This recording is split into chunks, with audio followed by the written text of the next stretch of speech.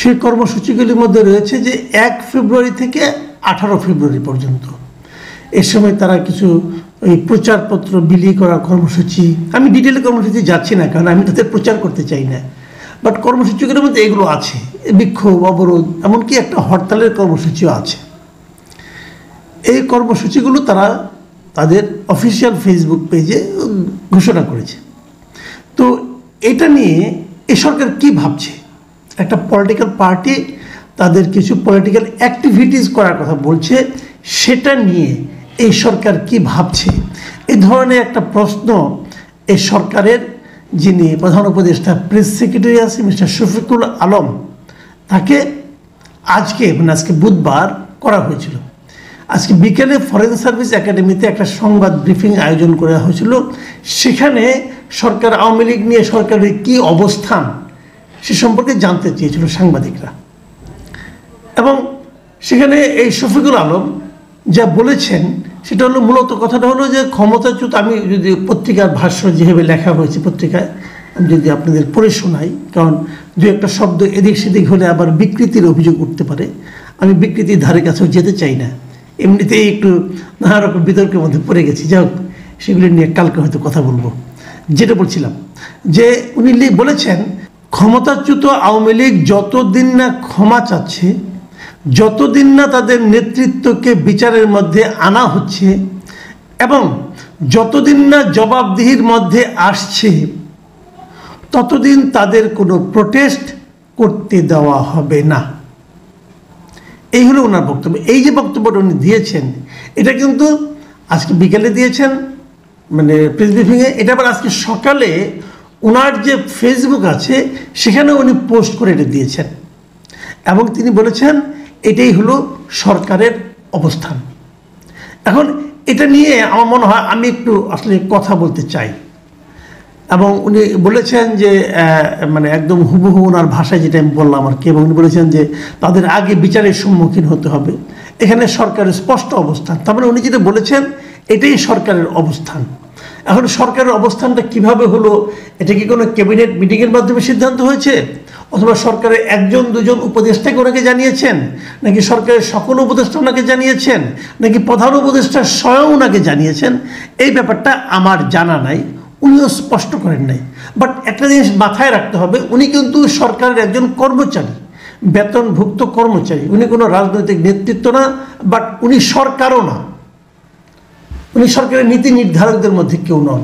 উনি press secretary, প্রধান উপদেষ্টা প্রেস সেক্রেটারি হিসাবে প্রধান উপদেষ্টার যে বক্তব্য, প্রধান উপদেষ্টার যে অভিমত, সেটাই উনি জনগণের সামনে প্রকাশ করেন। সেই হিসাবে তত্ত্বগতভাবে আমি ধরে নিতে পারি খোদ প্রধান উপদেষ্টাই এই কথা বলেছেন। যদি এই কথা প্রধান উপদেষ্টা বলে থাকেন, আমি এটাকে প্রধান উপদেষ্টার বক্তব্য হিসেবে বিবেচনা করব, কারণ ওনার প্রেস সেক্রেটারি বলেছেন, তো ওনার কথার বাইরে তো উনি আর বলবেন না, উনি তো বানিয়ে বানিয়ে বলবেন না।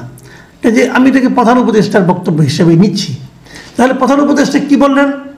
তিনি বললেন যে আওয়ামী লীগকে কোনো ধরনের রাজনৈতিক কর্মসূচি মানে প্রোটেস্ট করতে দেওয়া হবে না। খুব ভালো, এতে আমার কোনো আপত্তি নেই। তার আগে আমার একটা প্রশ্ন, আমাদের প্রধান উপদেষ্টা অথবা আমাদের প্রধানমন্ত্রী যে পদটা, ওনারা কি চাইলে আইনের বাইরেও কোনো কিছু বলতে পারেন?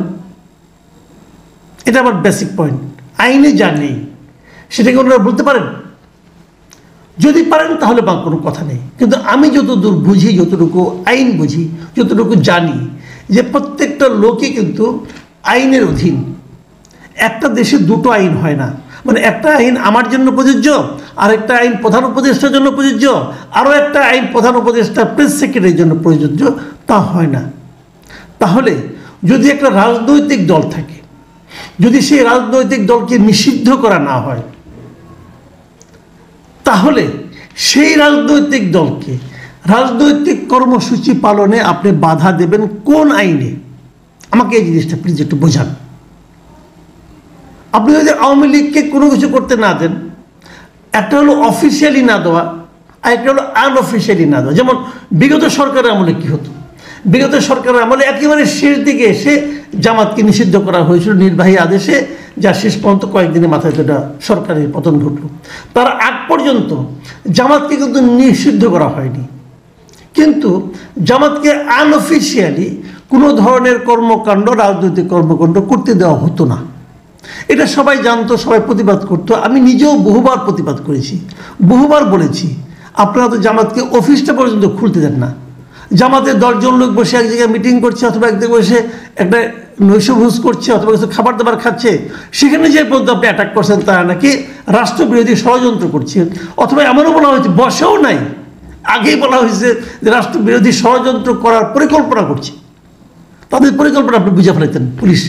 এগুলো হতো, এগুলো নিয়ে আমরা কথা বলতাম, মানবাধিকার প্রতিষ্ঠানগুলো কথা বলতো, সবাই, সারা দুনিয়ার লোক কথা বলতো। এগুলো আওয়ামী লীগের স্বৈরাচারী আচরণ।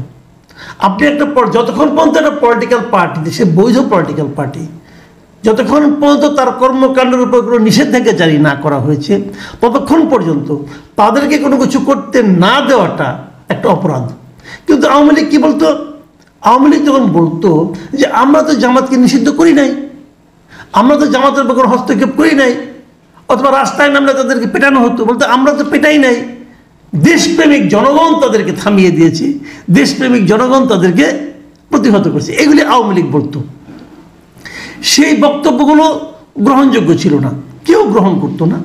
কিন্তু তারা বলে একরকম আইনগত দিকটাকে তারা ঠিক রাখার চেষ্টা করত, যে আইনগতভাবে তাকে কিন্তু আপনি আটকাতে পারবেন না। সে বলল ভাই আমরা তো কোনো অর্ডার দেই নাই, আমাদের সরকারের কেউ তো বলে নাই তাদের করতে দেওয়া হবে না, কেউ তো বলে নাই, কিন্তু বাস্তবে করতে দেওয়া হতো না। একই কাজ হতো ছাত্র দলের ক্ষেত্রে, একই কাজ হতো বিএনপির ক্ষেত্রে, সবার ক্ষেত্রেই তারা কাউকে কিছু ওরকম জোরালো কোনো অনুষ্ঠান, জোরালো কোনো আপনার কর্মসূচি পালন করতে দিত না। ঢাকায় মহাসমাবেশ করবে, সেটা নিয়ে নানা নাটক টাটক করে ঠেলে দিয়ে পাঠাইতো গোলাপবাগ মাঠে অথবা অন্য কোথাও, কিন্তু বলতো না যে এই সমাবেশ আপনাকে করতে দেওয়া হবে না। সরকারের এই পর্যায়ের লোক তো বলতোই না, নানা অজুহাত দেখাতো, ডিএমপি কাছে যান, ডিএমপি না করতো, অমুক করতো, এগুলি হতো। কিন্তু এখন কি হচ্ছে? ডক্টর ইউনূস নিজেই বলছেন, আমি আবারও বলছি, শফিকুল আলম কথাকে আমি ডক্টর ইউনূসের কথা বলে বিবেচনা করব, কারণ উনি ডক্টর ইউনূসের প্রেস সচিব, প্রেসের সঙ্গে ডক্টর ইউনূসের বক্তব্যটা উনি কনভে করেন। নিশ্চয়ই উনি বলেছেন এই কথা বলার জন্য, আবার উনি দায়িত্ব নিয়ে বলেছেন এটাই নাকি সরকারের স্ট্যান্ড, তাহলে সরকারের অবস্থান স্পষ্ট। তাহলে আমি বলতে চাচ্ছি যে ডক্টর ইউনূস তাহলে কীভাবে বলেন যে তাদের কোনো কর্মসূচি পালন করতে দেওয়া হবে না? আপনার তো নির্বাহী ক্ষমতা আছে, আপনি নির্বাহী ক্ষমতা প্রয়োগ করে আওয়ামী লীগকে নিষিদ্ধ করে দেন, তারপর আপনি বলেন যে নিষিদ্ধ রাজনৈতিক দলকে আমরা কোনো কর্মসূচি পালন করতে দেব না। তা করেন না কেন? সেটা করেন না এ কারণে যে আপনি আপনার যারা ইউরোপিয়ান লোকজন আছে, ইউরোপিয়ান যে বন্ধুরা আছে, তাদের কাছে আপনি লজিক দিয়ে বোঝাতে পারবেন না যে একটা পলিটিক্যাল পার্টিকে এই কারণে নিষিদ্ধ করা যায়, পারবেন না। তারা এগুলি করে না, তা আপনি করতে পারছেন না দিক দিয়ে, কিন্তু আবার আপনার সরকার স্পষ্ট বলছে করতে দেওয়া হবে না। আপনি এটা কী করে বললেন? আপনি যদি বলতে পারেন, সরকার একটা প্রোক্লামেশন জারি করুক, বলুক যে আওয়ামী লীগের রাজনীতি দেশে নিষিদ্ধ, আপনি বলেন, পারলে পরে ক্ষমতা থাকলে বলেন, না তো কই না, বললে কিন্তু এটা কেউ আলোচনা করবে না। আমার কথা হলো যতক্ষণ পর্যন্ত আপনি আইনটা চেঞ্জ না করবেন ততক্ষণ পর্যন্ত আপনাকে আইন মানতে হবে। যখন আপনি আইন পরিবর্তন করবেন তখন আপনি যা ইচ্ছে থাকবেন, কোনো সমস্যা নাই। যে কথাগুলি বলা হয়েছে ভাবুন, আমি আবার কথাগুলি আরেকবার পড়ি। বাংলাদেশে যতদিন না তারা ক্ষমা চাচ্ছে তার মানে ততদিন করতে হবে। ক্ষমা চালিয়ে দিবেন কেন? দিবেন আমি তো তাও আপনার পক্ষে না। যদি তারা ক্ষমা চায় তাতে কি আসে যায়?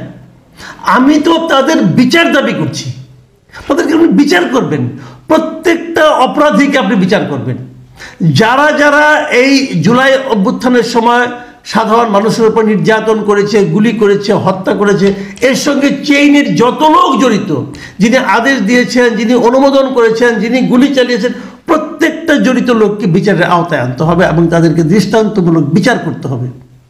তো উনি ক্ষমা চাইলে আপনি করতে দেবেন? তারপর বলছেন যতদিন না তাদের নেতৃত্বকে বিচারের মধ্যে আনা হচ্ছে, তা আনেন না কেন?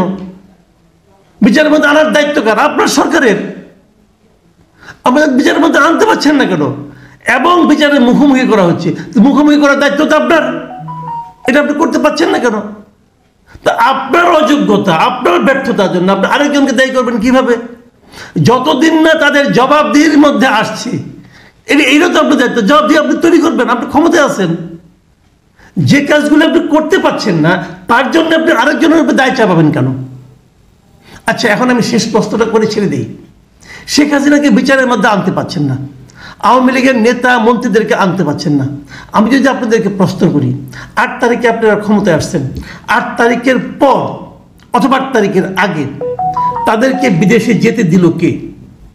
শেখ হাসিনাকে এই দেশ থেকে বের করে ইন্ডিয়া পাঠিয়ে দেওয়া হচ্ছে, কে পাঠিয়ে দিয়েছে? এর জন্য দায় কার? শেখ হাসিনাকে আপনি আনতে পারছেন না, কার জন্য আনতে পারছেন না? কে তাকে পাঠিয়ে দিল? তাকে ধরেন, তাকে জিজ্ঞাসা করেন তুমি কেন পাঠিয়ে দিলে বিদেশে। অথবা ওবায়দুল কাদের খবর আমরা জানি, এতদিন ওরা দেশে ছিলেন, তারপরে উনি পালিয়ে গেলেন। কে, কার জন্য উনি লুকিয়ে থাকতে পারলেন? কার জন্য উনি পালিয়ে যেতে পারলেন? তাকে ধরতে পারছেন? পারেন নাই কেন? এ দায় কার? আবার অনেক নেতাকে আমরা দেখেছি তারা দেশে আটকানো ছিল, তারপর তারা চলে গেল, চলে যেতে পারলো। কেন যেতে পারলো? কার কারণে যেতে পারলো? তাদেরকে ধরেন, তাদেরকে জিজ্ঞাসা করেন এ দায় কার? এ দায়িত্ব আপনাদের। আপনাদেরকে একটা দায়িত্ব দেওয়া হয়েছিল, আপনারা ক্ষমতায় গিয়েছেন। আপনাদের কাছে আমরা কি আশা করেছিলাম? যে প্রত্যেকটা অপরাধীরা আপনারা বিচার করবেন। অপরাধী বিচার করতে পারলেন না কেন? অপরাধীকে পালিয়ে যেতে দিলেন কেন? অপরাধীকে ধরে রাখতে পারলেন না কেন? অপরাধীদের বিচারের মুখোমুখি করতে পারলেন না কেন? না পেরে তার দায় যদি আপনি তাদের উপর আবার চাপান, সেটা কি ঠিক হলো ভাই?